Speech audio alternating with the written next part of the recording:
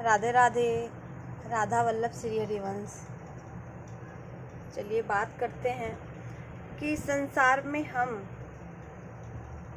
प्रभु को हर समय प्रभु का चिंतन हम कैसे करें। तो देखिए, पहली बात तो प्रभु के अलावा इस संसार में कोई दूसरा है ही नहीं। हर रूप में तो प्रभु विराजमान है, हर रूप तो प्रभु का ही है।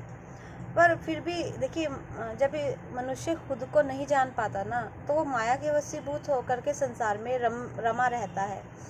ये मेरे माता पिता है, ये मेरे पति है, ये मेरी पत्नी है, ये मेरे बच्चे हैं, ये मेरे ये है, मेरे ये है, क्योंकि वो शरीर के ही रिश्तों को अपना समझ लेता है। वो कभी समझ ही नहीं पाता कि मैं वास्तविकता में क्या हूँ, है ना। है तो वो प्रभु का ही अंश, या कह लो स्वयं प्रभु है। ये दोनों सब, ज्ञान और भक्ति दोनों की ही बात है। तो देखिए, हर रूप में है तो प्रभु ही, पर फिर भी है प्रभु को कैसे हर समय उनका चिंतन कर सकते हैं। देखिए, आप प्रभु का जो भी प्रभु ने आपको कर्म दिए हैं ना, वो सबसे पहले प्रभु को समर्पित कर दीजिए। सारे बंधन प्रभु से बांध दीजिए कि प्रभु ये सब बंधन आपके ही हैं और आप इन्हीं रूपों में मेरे से सेवा ले रहे हैं, तो आपको कभी किसी से ईर्ष्या द्वेष होगी नहीं। दूसरी बात, आपके जो भी प्रारब्ध रहे हैं, जो भी कर्म रहे हैं, उनके अनुसार ही आपको जीवन मिला है। तो बस प्रभु उसका नाम लीजिए, क्योंकि प्रभु चाहते ये हैं कि आप हर अवस्था में समान रहे, खुश रहें। चाहे दुख हो चाहे सुख हो, दोनों ही अवस्था में आप खुश रहें। तो आप देखिए, जब दुख हो तो शांत रहकर प्रभु का नाम लीजिए, है ना। कोई विपरीत परिस्थिति है तो शांत रहकर प्रभु का नाम लीजिए। कोई अनुकूल परिस्थिति है तो चिल्ला चिल्ला कर प्रभु का नाम लीजिए जितना हो सके। चाहे रोना आए, चाहे जैसी मर्जी, जितनी भी अनुकूल परिस्थिति है, आप प्रभु का खूब नाम लीजिए। आप खूब प्रभु को धन्यवाद दीजिए कि प्रभु, मैं इस काबिल नहीं था, मेरी औकात इतनी नहीं थी, मेरी मतलब इतना आपने मुझे दिया है, इस काबिल तो मैं था ही नहीं। कभी सोचा नहीं था जीवन में कि आप मुझे इतना दोगे, मैं इस काबिल नहीं था प्रभु।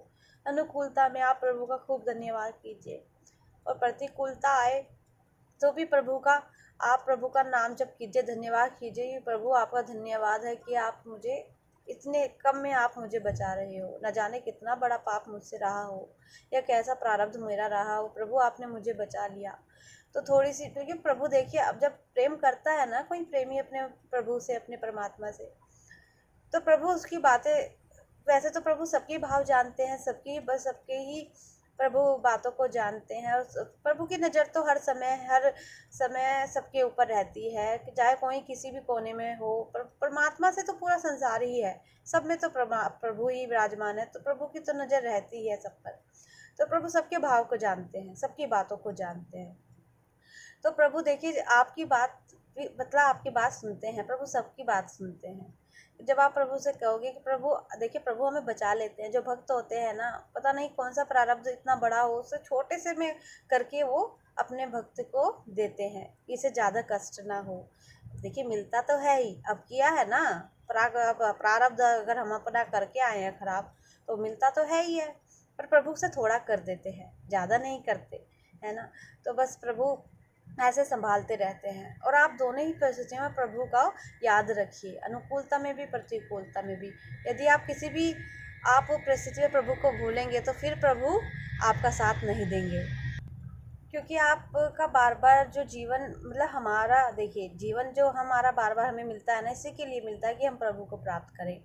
और ना जाने शरीर को मैं समझ करके ना जाने कब प्रभु को भुला दिया जाता है, पता ही नहीं चलता ना, माया के वशीभूत होकर। इसलिए आप प्रभु को भुलाए ही ना, आप ऐसे प्रभु को याद करें, चाहे कोई भी परिस्थिति हो, क्योंकि आपके जीवन का उद्देश्य है ही ये, प्रभु को प्राप्त करना। तभी तो बार बार इस संसार में आते हैं। तो अगर ये उद्देश्य ना होता तो क्यों इंसान अमर नहीं है, क्यों बूढ़ा होने के बाद मर जाता है, क्यों अपने साथ वो कुछ लेकर नहीं जाता। तो उद्देश्य तो यही है ना, सब कुछ पाकर भी छोड़कर जाना है। तो प्रभु के लिए तो आते हो, फिर प्रभु को ही याद रखो, सब काम करो, पर प्रभु को कभी ना भुलाओ। तो इस तरह से आप प्रभु का नाम जप कीजिए, क्योंकि नाम से ही आप प्रभु को प्राप्त कर सकते हैं, नाम से ही आपके प्रारब्ध नष्ट होते हैं, नाम से ही। और देखिए, कहीं पर तो देखा भी गया है कि देखिए, प्रारब्ध तो भोगने होते हैं, पर कभी कभी तो प्रभु इतनी कृपा करते हैं, इतनी दया करते हैं अपनी, कि प्रारब्ध नष्ट ही हो जाता है। कोई प्रारब्ध आने वाला होता है, उसे छोटा कर देते हैं, जो पता भी नहीं चलता। और कभी कभी तो वो प्रारब्ध आता भी नहीं, वो नष्ट ही हो जाता है, आने से पहले ही प्रभु उसे नष्ट कर देते हैं प्रारब्ध को।